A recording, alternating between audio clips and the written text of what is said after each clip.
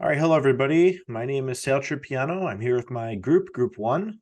Team members are Liza, Matthew, and Saranya, and we're going to be talking today about cloud key management. This is the final presentation for our research project for CSI5240, Cloud Computing at Oakland University. Handing it off to Saranya to start us off with our introduction. Yeah, thanks, Al, for introducing the topic. I'm Saranya. I'll be walking you through the introduction and the overview of cloud management. Before getting into the introduction, we will briefly discuss some of the important terminologies for understanding this topic. So, what is cloud key management? It is a cloud hosted service where it allows user to manage the symmetric and asymmetric cryptographic keys. Now, here comes a question: what is cryptography? It is a method of protecting the information through the use of codes or keys, that is, encrypting and decrypting the data in the cloud. And here we have mentioned two symmetric and asymmetric keys. When the encryption and decryption is done with the same secret key, then it is called symmetric. Whereas in the asymmetric, we use two different keys. One is public for key for encrypting the data, and the private key for decrypting the information. And what is the use of this cryptographic algorithms? In order to achieve the security in a system, we use this. And the main focus here is the encryption key management, where it is considered as a critical aspect when we deal with the security and the privacy of data. It helps in preventing the data loss or leakages. Also, we have a problem with this when it comes to large data centers. The management of this cryptographic keys, it is more challenging because of the distributive nature and its volume. And another challenge is, though we have the cryptographic protocols, the performance impacts and the encryption methods are different for the cloud providers. And out of all this research, there is only the theoretical aspect, and there is no singular cloud platform which can be utilized for all the providers and the issues. So, our paper aims to analyze the performance along with the security implications of the cloud key management. We have considered three different cloud providers: Azure, AWS, and GCP, for our research. And the purpose of this comparison is to stack all the three of the cloud platforms up against each other to find the best choice for the cloud users. So, some of the advantages of the cloud key management are the reduction of operational and deployment cost. It helps in satisfying the compliance, privacy, and the security needs. Another advantage is that with the help of external key management system, the data can be separated from the key, so it is more secure. And the cloud key management, it helps in maintaining the data integrity, confidentiality, and the availability throughout the cryptographic operations throughout the process. And also the cloud providers architecture, it offers a higher level of tolerance and the transactional performance. Next, let's discuss the different key management methods in the cloud. We have four different key management options. So, depending upon the use cases, one of those can be selected. The first one is the cloud native key management. Here, this service is built and owned by the same cloud provider, and the cryptographic algorithms are also operated by the cloud provider, where it includes both the hardware and the software components. Here, the key management system, it typically acts as a black box to the user. Some of the advantages: it has high performance, high scalability, and also the implementation time is faster. Though even though it has advantages, there are some limitations where the pricing for the hidden cost, and also it cannot support all the customers' key requirements. And in this case, the customer do not have control over the key management configuration, so this model does not meet all the compliance requirements. So this pattern is recommended only when the customer has no clear reasons to use the other model, and when we consider the speed of the implementation as a critical factor. Next is the external key origination. So this is built upon the cloud native model, and it will not integrate with the external key management system. So this architecture is typically used when we need to have a good compliance requirement. The main feature is the customer is in control of both the hardware and the software, and all the advantages and the limitations are same as the cloud native model. But one limitation is that the key generator, it cannot be used as a backup copy, and this pattern is mostly recommended when a customer wants additional external key management. And next is the cloud service using external key management system. So this model is entirely hosted external to the cloud service, either on the customer premises, or even the customer has an option to select the third party service provider. So this pattern is not shared with the provider, which means the customer's plain text is not exposed. So some of the disadvantages is it has a higher cost due to the dedicated hardware, and the implementation time is also longer. So this pattern is recommended only when the cloud provider has no native key management, and also if the customer wants to use a single key management for both on premise and also with the cloud service. So next is the multi cloud key management. So this pattern, it illustrates the ability to blend the approaches of the key management implementations, where it has a high fault tolerance, and also it could leverage the other cloud key management as a backup. And even though it has advantages, it has some challenges like high operational cost and the implementation time is longer. This model is recommended only when the organizations has a mature technology architecture. So this is recommended to use. Next is the cloud security specifications that will be explained by Matt. So now for some cloud security specifications. The NIST defines security capabilities as a core set of features offered by either IaaS, PaaS, or SaaS. The NIST then uses these definitions to derive the key management challenges for each service type. The security capabilities for platforms as a service are as follows. The first one is the ability to set up secure interactions with deployed applications. The second is the ability to securely store static data. The third is the ability to securely store application data in structured form using a database management system. And the fourth one is the ability to securely store application data that is unstructured. While key management practices and security have become more robust, there may be some impacts on the performance of various cloud functionalities and APIs. These performance and security impacts are different for the various major cloud providers, all of which implement cloud key management and encryption protocols differently. The pressing issues around this topic are mainly how to secure the services that implement key management, along with how to secure keys that are managed externally by customers and users of the cloud computing system.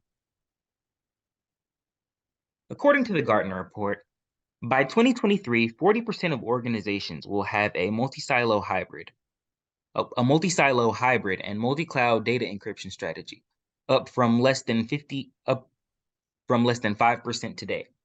This shows the importance of key management, especially in cloud architecture, which are also being widely adopted, along with the fast adoption rate of cloud management services amongst enterprises. They also predict that by 2024, 35% of organizations will leverage a crypto and key orchestration platform to handle a variety of secrets and crypto management, up from 0% today.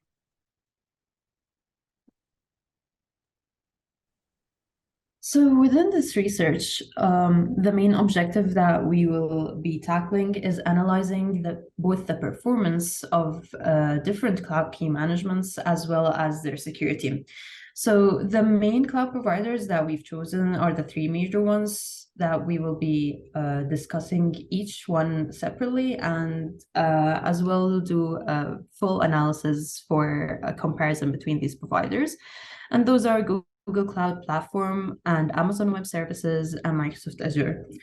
And the main thing is that there are differences between the providers based on the security measures and controls that are different between these providers, as well as the underlying infrastructure. And this would have performance benefits and drawbacks for each. So we will be starting with the Google Cloud Platform that will be presented by Sal.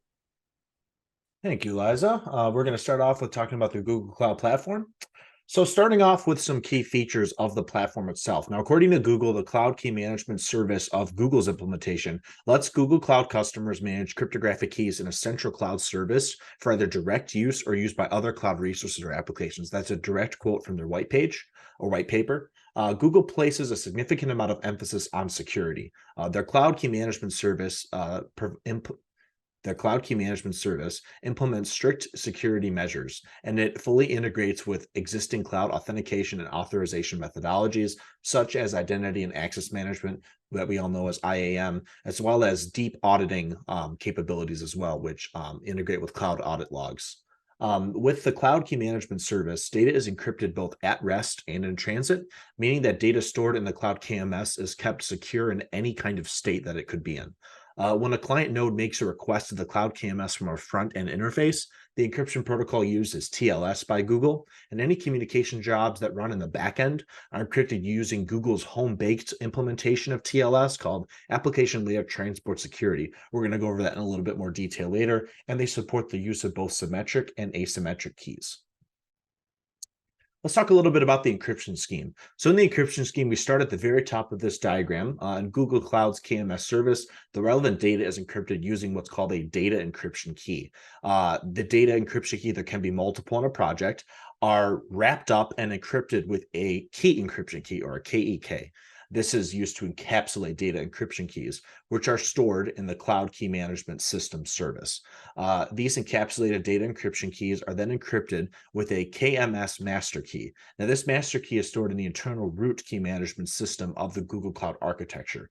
Now, within this entire scheme, within the internal root KMS, there exists a root KMS master key for all the decryption. Now, this master key is very important, so it's also required to be backed up on secondary hardware within the data management facility, and it's also distributed within the cloud computing system memory. Now let's go over a comparison between what Google manages for keys and what customers manage for keys. So on the left of this diagram, we have Google managed keys. And then on the right side, we have when the customer manages keys with the Cloud Key Management Service. So Google here provides many options to the customers as to how their data is encrypted with keys when in the cloud. This can be viewed as kind of a sliding scale, as I just said, with the one end of the scale, the left, having Google control the key material, and the other end of the scale being the customer-controlled key material. So when Google controls the key material, Google allows customers to use Google's fully controlled key encryption mechanism, where all data at rest is encrypted using asymmetric or symmetric keys. In this scheme, customers obviously can't access the keys because Google manages all of that for them. The next step towards customer-controlled key material, going to the right, is using the Cloud KMS service completely. This allows customers to reuse and bring in their own cryptographic keys. Now, there exists a potential vulnerability here in that Google can't really guarantee that the key was generated properly using their high security best practice protocols that they employ. The next method, going further to the right, is the Cloud HSM, or hardware security module.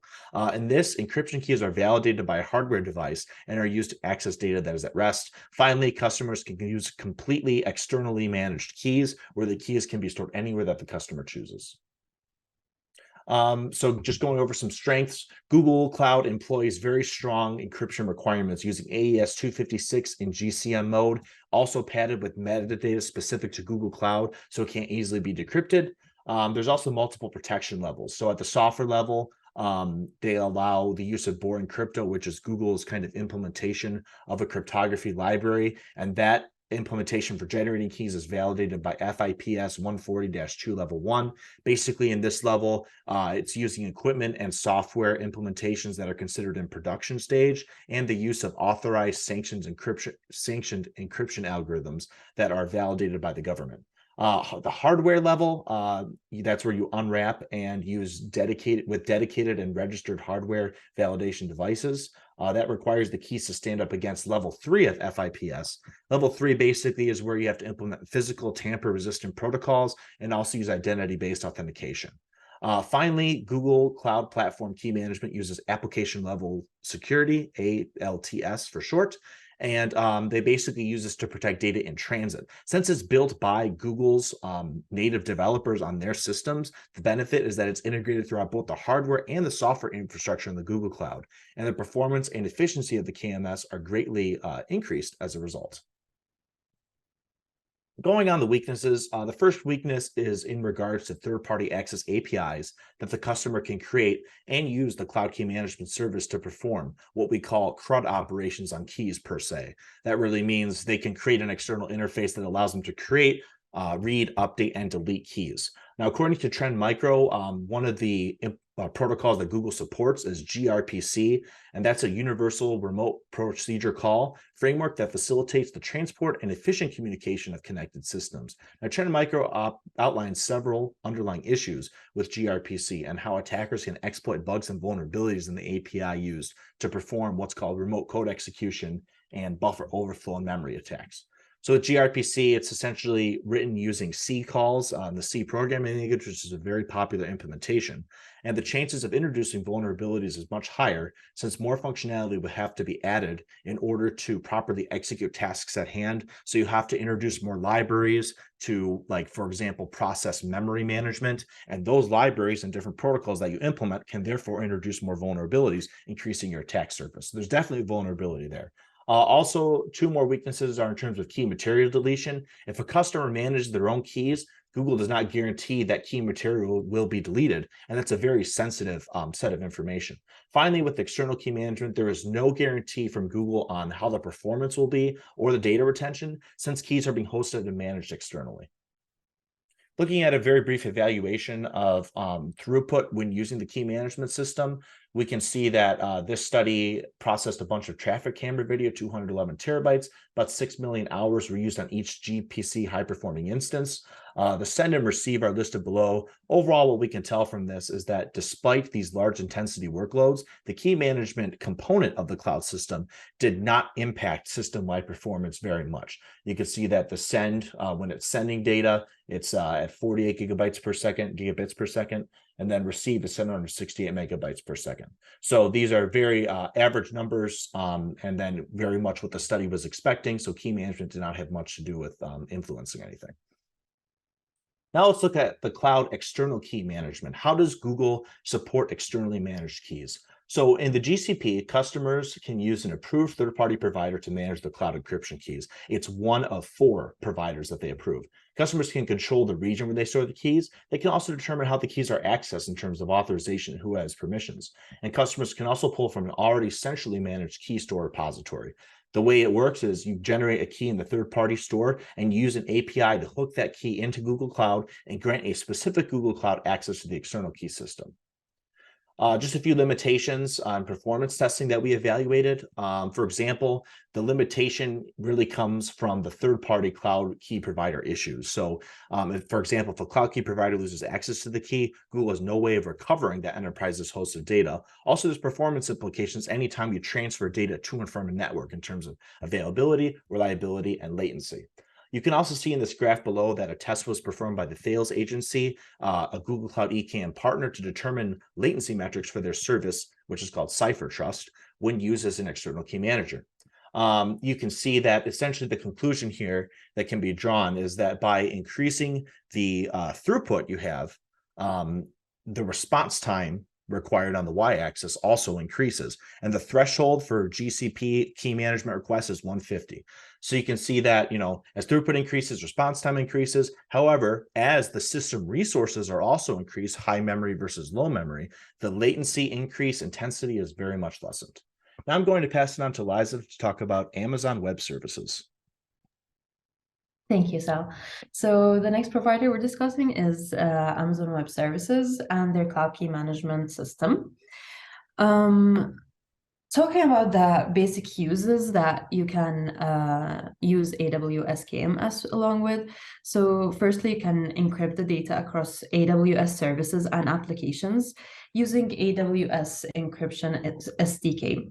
And you can also encrypt the data while it's at rest. And for that, you can use envelope encryption. It can also be used for digital signatures. So the data can be digitally signed using asymmetric encryption with RSA key pairs or the elliptic curve cryptography keys. Lastly, the AWS KMS can be used to generate and verify hash-based message authentication codes or HMACs.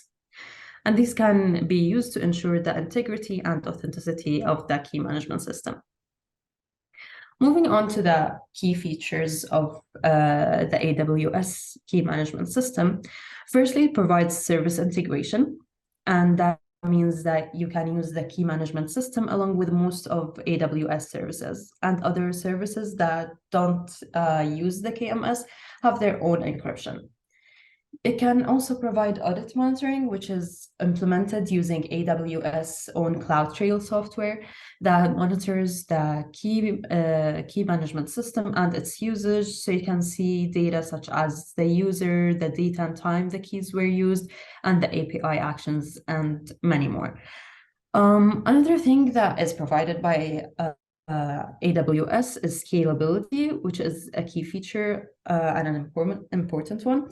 So the customer can basically scale their key management system according to their use and can increase the number of keys that they're using. Durability is also another thing that's provided by AWS, and as AWS claims, it can go up to 99.9% of durability, which means that the performance of the key management system will sustain to be the same as you use it over time. And availability, of course, is another main feature, as you can use the key management system in multiple regions based on your choice or the customer's choice. Security is another major point, which we will be going into the main security measures that are taken by AWS in a few slides. Asymmetric keys and HMACs, as we just mentioned, are also provided by AWS KMS. Another feature is that's provided is the compliance regimes that are also a type of a security measure that's provided for the key management system. And some of those are the FIPS 142, the FedRAMP, HEPA, and as well as the Service Organization Controls reports that are provided by AWS directly. Lastly, custom key stores can be created by the customer, and those provide more flexibility and control provided to the customer themselves. So from that point, we can discuss the management types, as these can also be determined by the user. There are three main key management types that are provided by AWS, which are AWS owned or AWS managed and customer managed. Obviously, with customer managed, you will get more control over the key management system. And comparing the AWS owned and managed, both of them, the management of the keys is handed over to AWS. So while you won't have as much control as the customer managed, but you will basically have less overhead as it would be handed off to AWS. The difference between the first two is that the AWS owned, you can't view the metadata, which is basically the data that is associated with the keys, such as the creation date, the key ID, or the AWS account ID, and other metadata. With the AWS managed, however, you can view this metadata.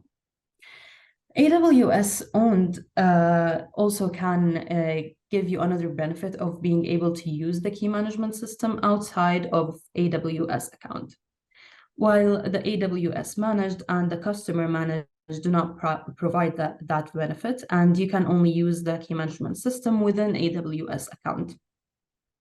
As for the key rotation, that does vary with an AWS-owned KMS. It depends on the services that it's associated with.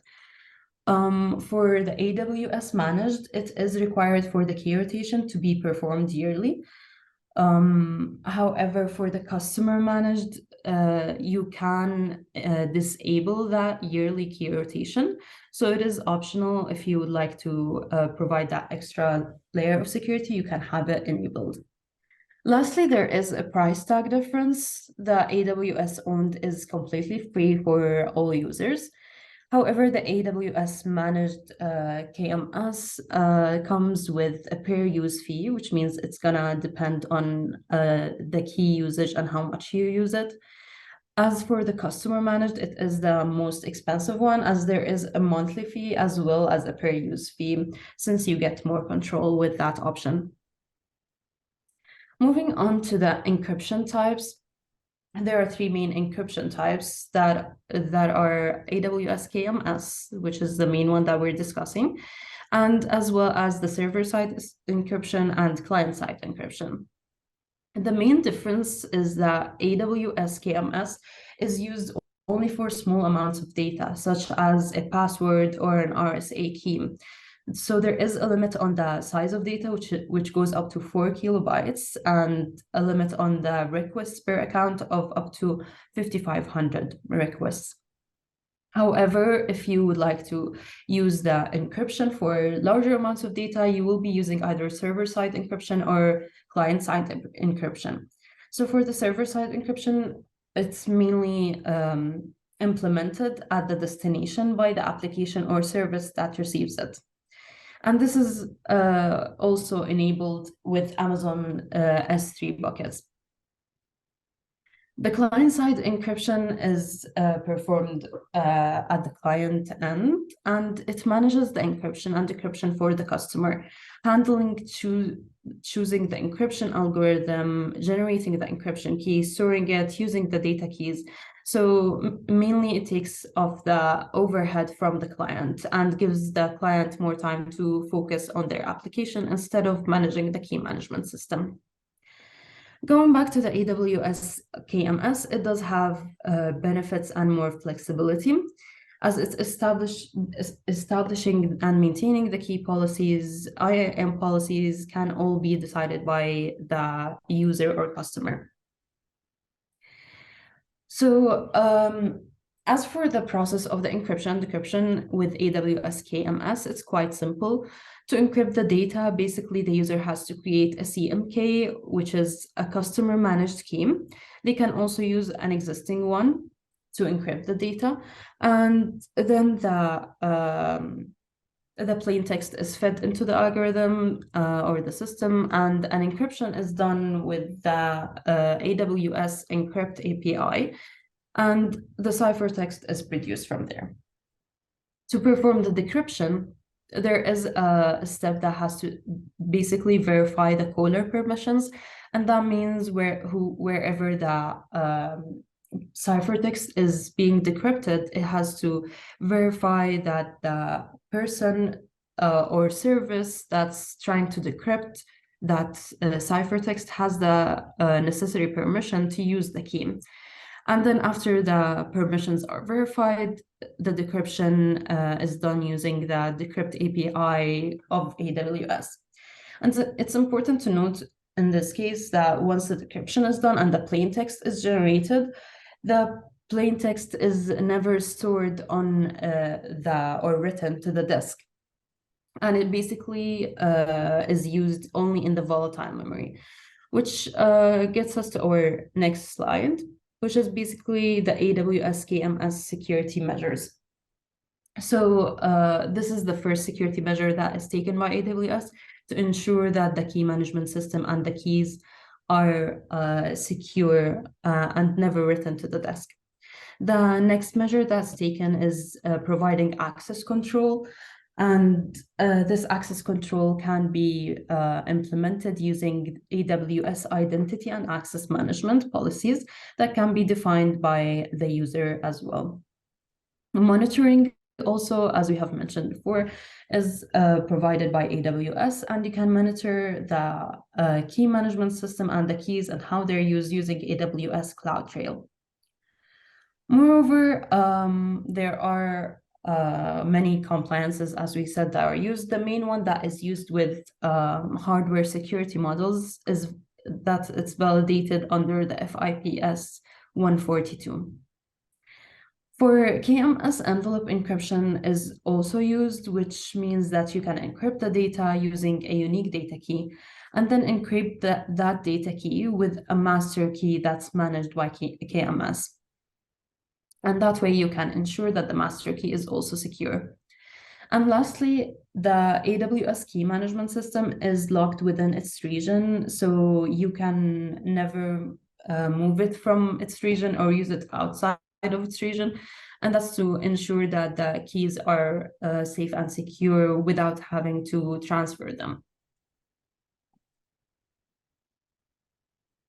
So moving on to the AWS external key storage, or XKS, and this is a type of key management system that is customer managed, and it's one of the custom key stores that we have talked about. And this is where we're gonna discuss the performance of AWS, as this is where the performance is highly affected, since the key management system is stored outside of the AWS service. So it will be affected by a few factors. Firstly, it's going to be affected by the hardware processing power and throughput, as this the hardware would be basically chosen and provided by the customer themselves, and the key management system is going to be stored on an external storage. So its performance is basically going to depend on the throughput and the hardware capabilities that the customer provides. Another factor is the latency and network performance, and this is a major factor for the performance of AWS, as the network specifications will affect the latency, and this latency is mainly affected between the HSM, or hardware security models, and the storage, where it could usually be with a Cipher Trust Manager. And this latency is the main part of the effect of the performance. And moreover, the location is quite crucial to the performance, as this also affects the latency, as the location is further out, or there's more distance from between the HSM and the storage, the latency will increase.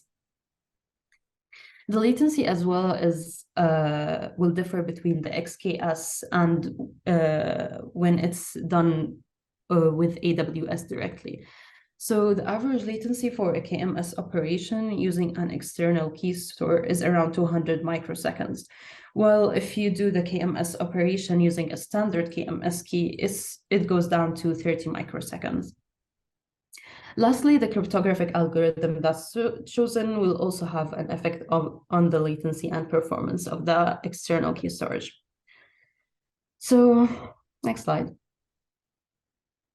So the AWS performance can be measured with two services provided by AWS, and those are AWS Key Management Service Custom Key Store Metrics and AWS Cloud HSM Performance Dashboard. So we can see an example here in this graph where the encryption-decryption performance is shown on the y-axis, and the Cipher Trust Manager to HSM latency is shown on the x-axis. And simply we can see that as the latency increases between the HSM, or the hardware security model, and the Cipher Trust Manager, the performance will degrade. And this concludes the AWS. As for drawbacks, there are a few drawbacks that are associated with it, and those are mainly that it's a proprietary service, which means that you cannot move your KMS after creating it outside of AWS. And it is more expensive when used on a larger scale. There is also a limit of control based on the physical location. So as we have mentioned, the location will have an effect on the performance, and there are limitations on where you can have it, especially with an external key storage. And lastly, there is no end-to-end encryption provided by AWS. So now we can move on to the next provider, which is Microsoft Azure, that will be presented by Matt. Thank you, Liza. So next we're going to be talking about Microsoft Azure. Could we go to the next slide, please?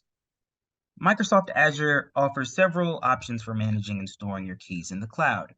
These options differ in terms of management overhead, FIPS compliance level, and intended applications, and include the following: Azure Key Vault, which include the standard tier and the premium tier, and the Azure Managed HSMs, which include managed HSMs, dedicated HSMs, and payment HSMs. Next slide. Azure Keys Vault resources. So the vaults both provide a low-cost, multi-tenant, easy-to-deploy, zone-resilient, highly available key management solution for most common cloud application scenarios. Support software protected and HSM protected keys. The Azure Key Vault standard tier is a FIPS 140-2 level 1 validated multi-tenant cloud key management service capable of storing secrets and certificates, while the premium is a FIPS 140-2 level 2 validated multi-tenant hardware security model. The managed HSMs provide single-tenant, zone-resilient, highly available HSMs to store and manage your cryptographic keys. These are most suitable for meeting strict compliance requirements and scenarios that manage high-value keys. Most of these are FIPS 140-2 level 3 validated. Next, we're going to be talking a little bit about key management in terms of customer managed keys versus platform managed keys. So customer managed keys are encryption keys that can be read, deleted, created, updated, and administered by one or more customers. When enabled, customer managed keys don't automatically protect data stored in a queue or table and must be configured to do such. When configuring customer managed keys for a storage account, Azure Storage wraps the root data encryption key for the account with the customer managed key in the associate key vault or managed HSM.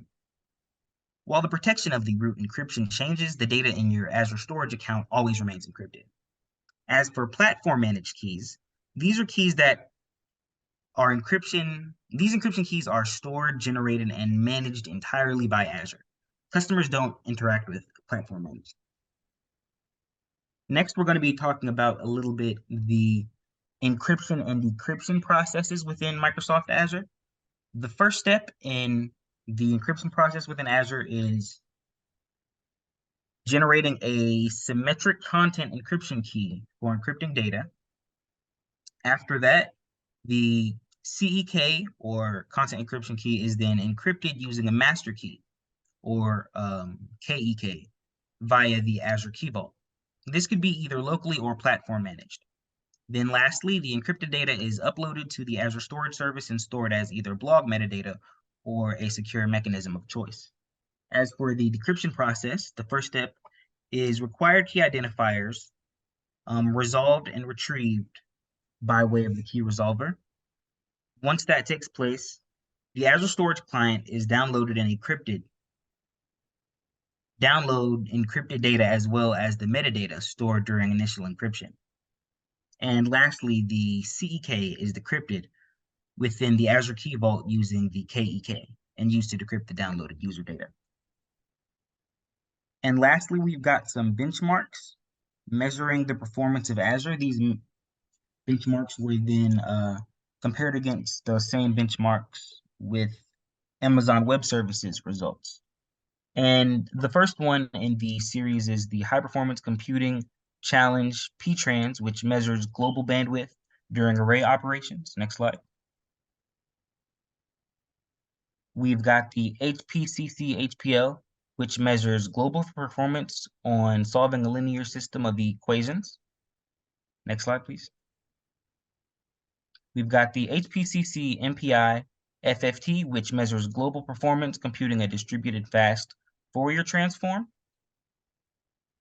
Next slide, please. And we've got the high performance conjugate gradient, which is used to illustrate system performance on a more communication intensive sparse matrix patterns. I'm going to hand it over to my colleague Saranya. Yeah, next is the data analysis methodologies and results. We use two different data analysis methods for concluding our results. First one is the comparative data analysis by gathering all the white papers from different resources. We understood the context and performed a detailed analysis in comparing the security features and the performance aspects of the major cloud providers. Next method is the Python NLP analysis, which will be explained in the upcoming slides. Next is the comparative data analysis of the AWS KMS, GCP KMS, and the Azure Key Vault. So in terms of key storage, the GCP and AWS, it uses both hardware and software, where Azure has only software, and the Federal Information Processing Standard level is level 2 for Azure and AWS, whereas GCP has only level 1 certification. And with respect to key, AWS and GCP, it uses both symmetric and asymmetric, where Azure uses only asymmetric RSA key. And some of the key capabilities are with the GCP and Azure. It supports customer managed keys, encryption, decryption, and also integrating with the REST API auditing, where AWS does not support customer managed keys. Next, in terms of security and the performance, Google uses the application layer transport security implementation, where it protects the data in transit and the data in client, where AWS KMS and Azure, it does not provide any end-to-end encryption for the data. And as I have mentioned, the keys, since Azure uses only asymmetric key pair, with the public and private, it is considered as less secure. And AWS has advantages in terms of security, where it minimizes the operational overhead, and also it is centrally managed, offering high availability and scalability without impacting the performance of the system. Next is the NLP analysis that will be explained by Sal. Thanks, Saranya. So this is the second of our two methods of data analysis. So what's our main goal here? Our main goal is to justify our research conclusions from by doing comparative analysis on white papers and journal articles with an analysis of sentiment of reviews and discussions that were kind of put out on the cloud computing message boards of the internet, such as Y Combinator or Hacker News, Reddit, and other review websites. So first of all, let's start off by introducing the definition of NLP. What is NLP? IBM says NLP is, quote, concerned with giving computers the ability to understand the text and spoken words in much the same way as human beings can. So furthermore, IBM also states that through the use of various AI technologies, such as machine learning models, NLP enables computers to, quote, process human language in the form of text or voice data and allows computers to understand that text's full contextual meaning, complete with the speaker or writer's intent and sentiment. So we really want to back up our research claims of what we find to be most secure and not secure about the various cloud providers with the sentiment of how certain cloud computing enthusiasts feel about the different cloud providers. So what's our methodology here? We implemented an existing code base written by a man named G. Bernhardt to create a usable and extensible Python application that runs in the terminal.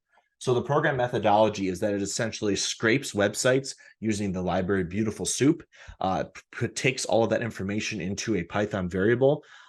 It processes the text. So in this diagram you see below, it takes the text in a variable and runs it through an NLP method using a web-based pipeline through a library called Spacey.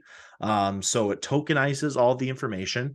It pre-processes the information as well for us. So it removes those stop words. It removes those white spaces. It makes everything lowercase, everything it needs to do for the NLP algorithm to properly process the information.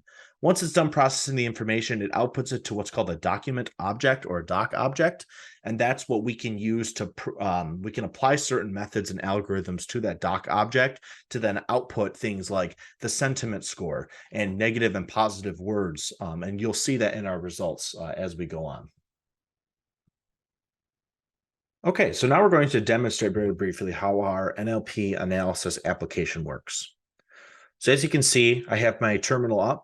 We're running Python version 3.8, and we're going to run the main Python file. So the application greets you and asks you to enter in your URLs for NLP processing. I have two URLs here. Both are from different discussion boards that are from Reddit. One of them deals with AWS, and the other one talks about Azure. So we simply input the URLs into the application. It asks if there's any more. I'm going to say yes.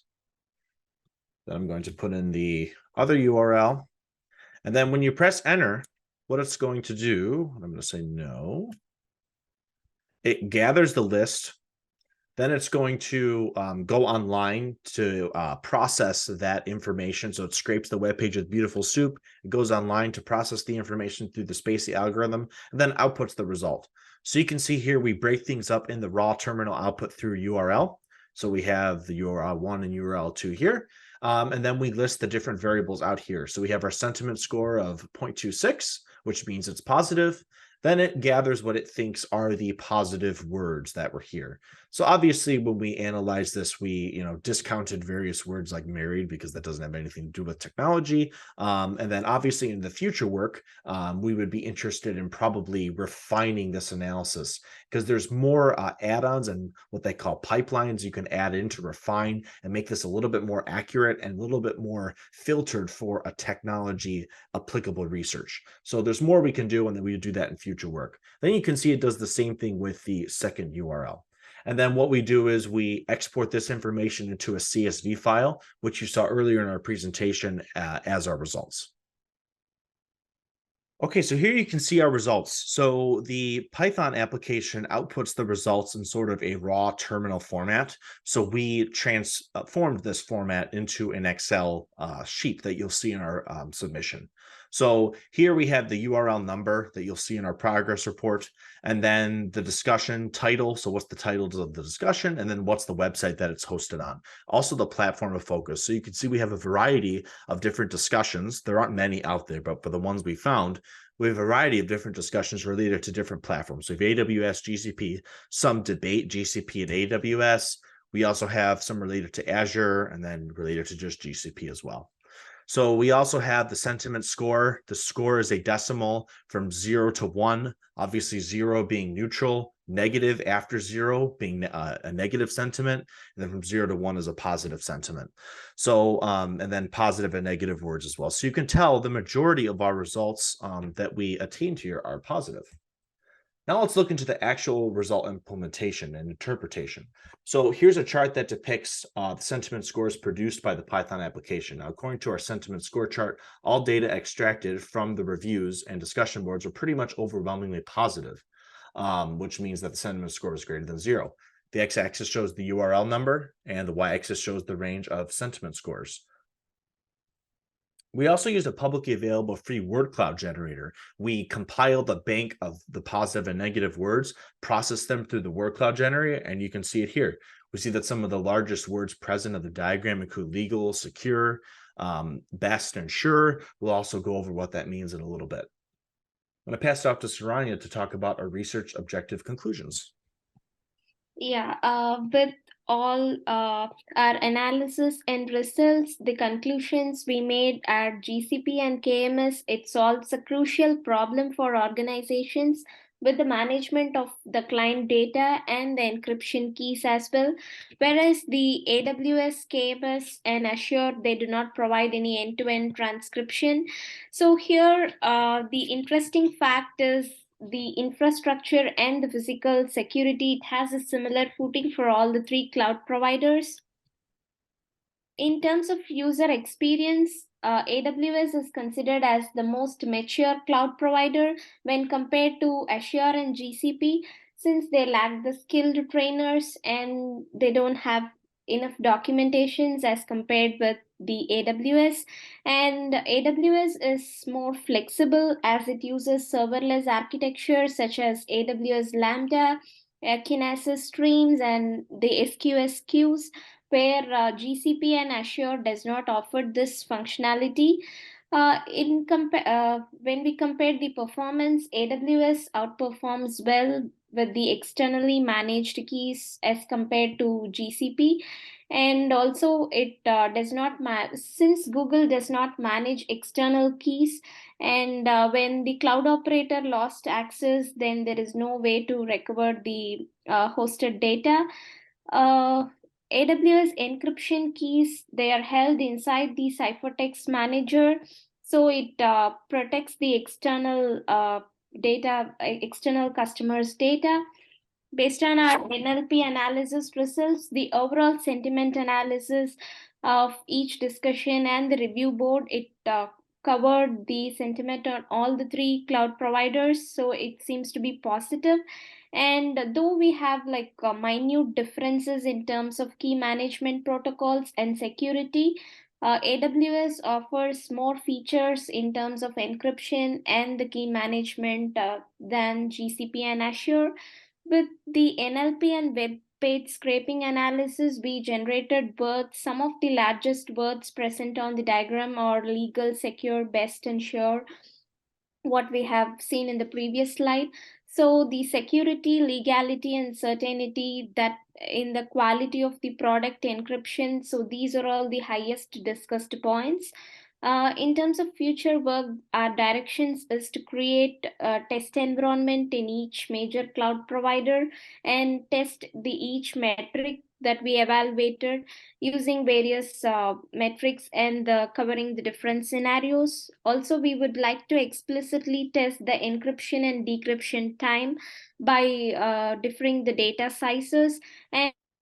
And finally, we would like to further expand our Python NLP analysis to process the PDFs, journals, and articles for the analysis of not only the sentiment analysis but also including the word entity count, and also classifying, categorizing various topics within our research. Thank you. Please leave out if you have any questions or comments in the comment section. So here are the references